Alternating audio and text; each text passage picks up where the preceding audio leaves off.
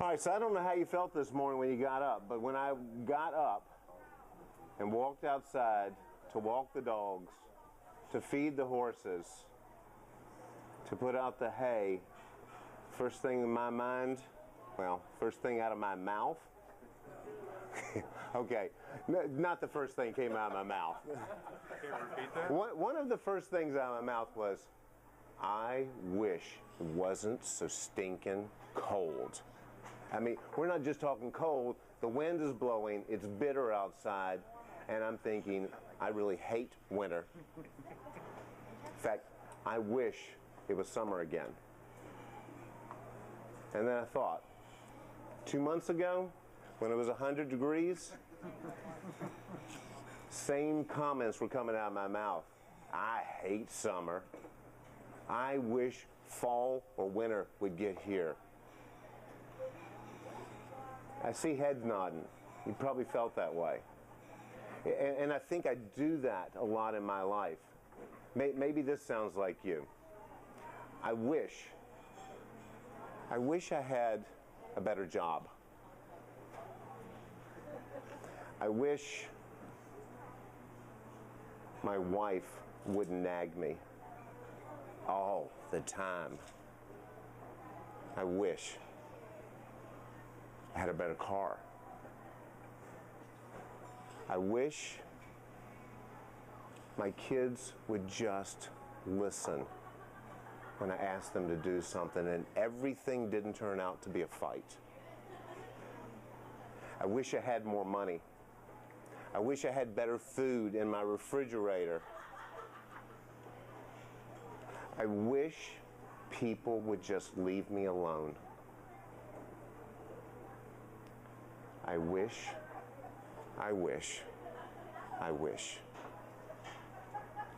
And I don't know about you, but I find that I go to those places so quickly, and I'm never satisfied. I'm always wanting something more, and when I get more, you know, I wish I had that 3D plasma TV. Yeah.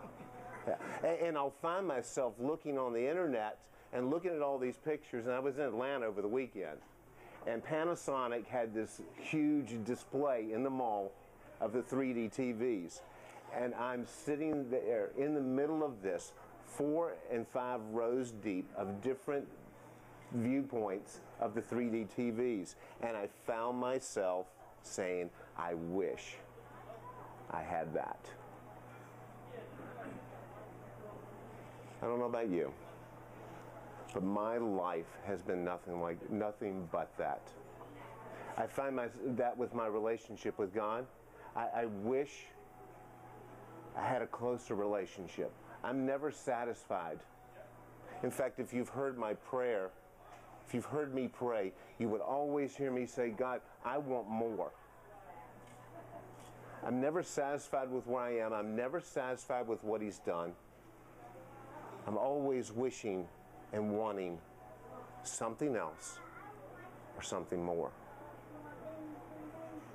And I don't know about you, but my life has been defined because when I look at that and I look at my life, I think I am so ungrateful. I am so unthankful. And until you put it in that perspective, you just don't really think. I should be grateful for the things that I have, but I'm not. And I should be thankful for the people that are part of my life, but so much of my life I end up wanting to push away. I wish they'd just leave me alone. I wish they wouldn't call. I wish my wife wouldn't talk to me sometimes because I just want peace and quiet. And I go there over and over again. So tonight I want to take you on a process, on a journey, something different tonight. Something that we will walk out of here changed, that our spirits will be lifted up, and we will realize and we will walk out of here with a grateful and thankful heart. So I want to first tell you a story. The story's in Luke 17, 11 through 18. And Jesus is walking on his way to Samaria. He's on the outskirts. He's actually trying to avoid everybody. Off in a distance, far out there are 10 men, and they're screaming at him. They've kept their distance. He can hear them because they're yelling louder. And they're saying, Jesus, Master, heal us. These 10 men were lepers. And I don't know if you know about leprosy. Most of it has been eradicated in this area, but it still exists in certain areas of the world. But leprosy would end up taking off the fingers and all the appendages, and they would eventually lose circulation. And the fingers and the toes and the ears would just fall off. And the Israelites had already been set up for this because God had already told them. He'd already told them that if you have leprosy, you need to be cast out. You were moved out of community. And when they were moved out of community, they were stuck on the outside with a colony of lepers. If there was only one leper in that area, he went looking for other lepers because he had nobody. He could not come back into the town. And they had to keep their distance, and they had to walk around, and they had to adorn themselves, put things on so that everybody could keep their distance, so that everybody would know that they were unclean. And the lepers are crying out. They're saying, Master, Jesus, heal us. And Jesus yells back toward them. He says, go and show yourself to the priest, and you'll be healed. So the story goes. I'm going to read this out of the Message.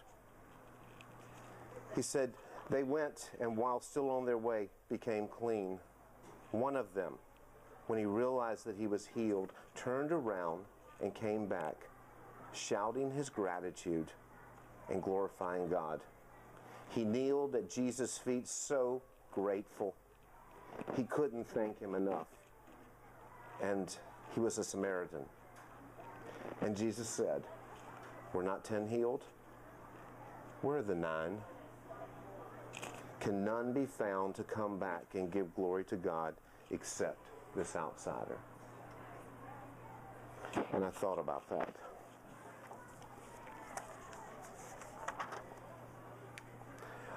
I thought about the 9 lepers. I thought, because when I realized that one came back, I thought about the 9, and I thought to myself, they were just ungrateful.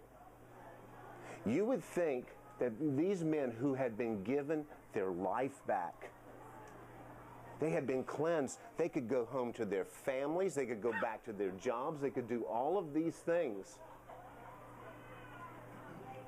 And they didn't come back and thank Jesus. And I think Jesus tells this story because it's important. Because what he wants us to know, he wants us to realize that there is an attitude of gratitude. That we need to learn to be grateful. Because in and of ourselves, I don't think we do that. We take everything for granted. We don't realize what we have. I thought about that on the way here tonight. I thought, great, we're going to eat the buffet tonight.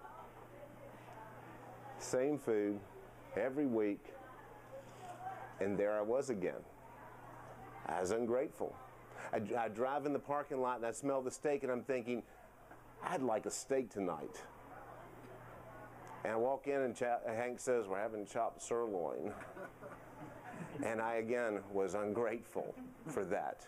But you know what? I have never been a night or day that I haven't had some kind of food or some kind of money to buy food. I've never gone hungry. I've never gone to bed with my stomach growling. And God showed me again, even though you know about this, you're still not responding that way. So let me tell you what I think. I think if we had found the 9 lepers, if we could have gone back in time and we had found the 9 lepers, what we would have found is we would have found them joyful and excited and happy and thrilled at what God had done in their lives. And I think if you'd asked their friends and their family members, what they would have said is, man, he just said he's met Jesus and Jesus healed him. And everywhere that story was, they would have told that same story. Man, I met Jesus and he healed me. And I thought, they weren't ungrateful. But what they forgot to do was to come back, like the one leper, and be grateful to Jesus and thank him for everything that he had done, and drop to his knees and say, I am so grateful for what you've done in my life. So tonight, we're going to do this in 2 parts. This is the first part.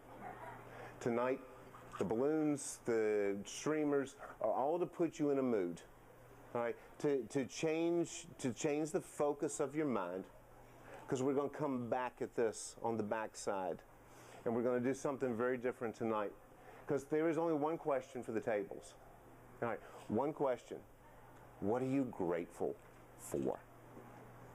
Who are you grateful to? All right. I don't want you to run past this.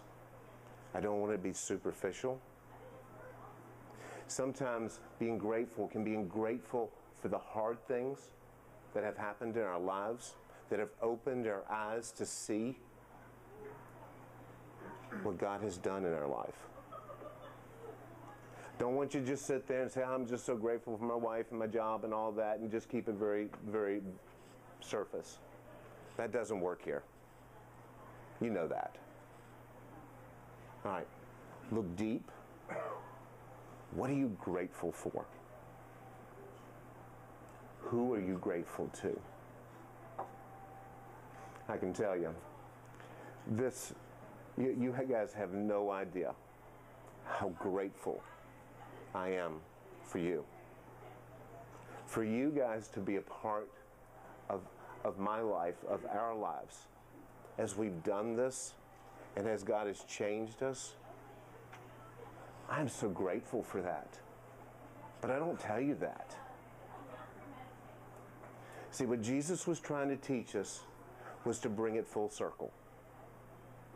The 9 lepers had gratefulness in their heart, but they failed to express it. And what we're going to do is we're going to complete the circle tonight.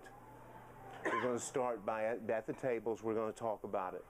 And then one person from each table, we're going to come back here about 25 till 9, and we're going to start again.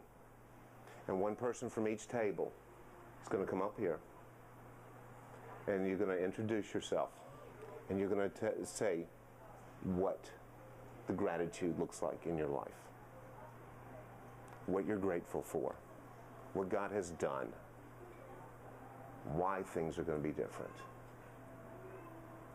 Okay? So, one person from each table. You got 1 minute to decide who's going to talk among yourself. If you know, then that's good. I want the most compelling that you guys all at the table said, wow, now that's gratitude. Wow, I want to be that thankful. Or wow, that happened to you and that changed my mode. Okay, so one thing we need to know about gratitude. Gratitude is something that does not come natural.